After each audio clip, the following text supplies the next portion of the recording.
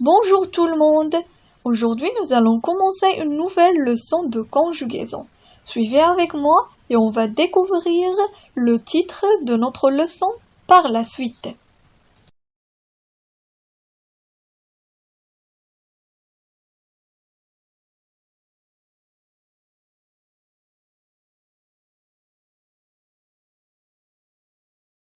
Observez bien ces phrases-là. Je me lève à 7 heures. Elle part en vacances. Ils se battent souvent. Vous parlez très bien. Donnez-moi les infinitifs des verbes employés dans ces phrases-là. Très bien. Je me lève, son infinitif est se lever. Elle part, partir. Ils se battent, se battre. Vous parlez, parler, ER à la fin. Très bien. Qu'est-ce que vous remarquez maintenant? Bravo. On remarque que les verbes se lever et se battre commencent par un pronom personnel, se. À l'instar des verbes se laver, s'aimer, s'habituer, etc. Mais les verbes partir et parler ne commencent pas par un pronom personnel, à l'instar des verbes aimer, faire, dormir, être et avoir, etc. On dit que tous les verbes qui sont accompagnés d'un pronom personnel réfléchi font partie de quoi? Des verbes pronominaux. Tous les verbes qui sont accompagnés d'un pronom personnel réfléchi font partie des verbes pronominaux. Et c'est notre leçon d'aujourd'hui, les verbes pronominaux. Suivez avec moi pour apprendre comment peut-on conjuguer les verbes pronominaux. Conjuguons maintenant le verbe se lever au présent de l'indicatif pour apprendre comment peut-on conjuguer un verbe pronominal au présent de l'indicatif. On dit « je me lève »,« tu te lèves »,« il se lève », « nous nous levons », « vous vous levez », « il » ou bien « elle » avec S se lève. Nous comprenons que les pronoms personnels réfléchis sont me, te, ce, nous, vous, ce. Et nous remarquons que le pronom change de forme selon la conjugaison. Il est toujours à la même personne que le sujet. Regardez. Je, me, tu, te, il, se, nous, vous, il, se. Très bien. Je voudrais attirer votre attention que tous les verbes pronominaux se conjuguent au temps composé avec l'auxiliaire être. Conjuguons ensemble le verbe se lever au passé composé. Je me suis levé. Je, c'est le pronom personnel. Me, c'est le pronom réfléchi. Suis, c'est l'auxiliaire être au présent de l'indicatif. Lever, c'est le participe passé du verbe se lever. Et on doit accorder le participe passé avec le sujet. Parce qu'on a dit que tous les verbes pronominaux se conjuguent au temps composé avec l'auxiliaire être. Et tant qu'on a l'auxiliaire être, le participe passé doit être accordé avec le sujet en genre et en nombre. Continuons la conjugaison maintenant du verbe se lever au passé composé. Tu t'es levé. T', c'est le pronom réfléchi. On a mis T' parce que le verbe commence déjà par une voyelle. Il ou bien elle s'est levé. S', c'est le pronom réfléchi. Il est sous forme de S' parce que le verbe commence par une voyelle. Et on doit accorder le participe passé. Si le sujet est féminin, on va ajouter E à la fin du participe passé. Nous nous sommes levés. Vous vous êtes levés. Il ou bien elle avec S se sont levés avec l'accord du participe passé. Conjuguons le verbe se promener au passé composé. Je me suis promené.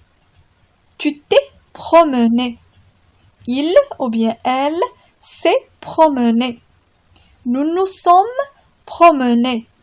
Vous vous êtes promenés. Il ou bien elle avec S se sont promenés. Avec toujours l'accord du participe passé en genre et en nombre avec le sujet. Où se trouve le pronom réfléchi? Suivez avec moi pour apprendre où peut-on placer le pronom réfléchi. Prenons la première phrase. Je me lève de bonne heure. Me en vers, c'est le pronom réfléchi. Il est placé devant le verbe. Ça, c'est au temps simple. Au temps simple, le pronom réfléchi se place devant le verbe. Et au temps composé, observez cette phrase. Nous sommes promenés. Nous en vers, c'est le pronom réfléchi. Il est placé devant le verbe. Au temps simple et au temps composé, le pronom réfléchi se place devant le verbe. Et à la négation, où peut-on trouver le pronom réfléchi? Suivez avec moi et observez cette phrase. Marie ne s'intéresse pas à la musique. S' est le pronom réfléchi. Regardez son emplacement. Il est placé où? Bravo, il est placé devant le verbe. Même à la négation, le pronom réfléchi se trouve et se place devant le verbe. Passons à l'interrogation et prenons cette phrase. Se rappelle-t-il de sa maman? Ce, c'est le pronom réfléchi. Il est placé devant le verbe. À l'interrogation également, le pronom réfléchi se place devant le verbe. Maintenant, à l'impératif négatif. Observez bien cette phrase. Ne vous inquiétez pas. Vous, c'est le pronom réfléchi. Il est placé où? Bravo, il est placé devant le verbe. Même à l'impératif négatif, le pronom réfléchi se place devant le verbe. Nous comprenons donc que le pronom réfléchi se place devant le verbe, au temps simple, au temps composé, à la négation, à l'interrogation et à l'impératif négatif. Mais il y a une exception, à l'impératif affirmatif. Observez bien cette phrase pour bien comprendre. Approchons-nous de la fenêtre. Nous, c'est le pronom réfléchi. Il est placé où? Il est placé après le verbe approchons. Prenons une autre phrase. Habillez-vous chaudement. Habillez-vous, vous est placé après le verbe. Une autre phrase. Souviens-toi de temps passé. Souviens-toi de temps passé. Toi, c'est le pronom réfléchi. Il est placé où? Il est placé après le verbe. Prenons un autre exemple. Repose-toi bien. Repose-toi bien. Toi, c'est le pronom réfléchi. Il est placé où? Il est placé après le verbe. Nous retenons que dans l'impératif affirmatif, le pronom est placé après le verbe. Mais faites attention, te devient toi. Te devient toi. Comme exemple, tu te souviens, souviens-toi. À l'impératif présent, te devient toi. Tu te souviens, mais à l'impératif, on dit souviens-toi.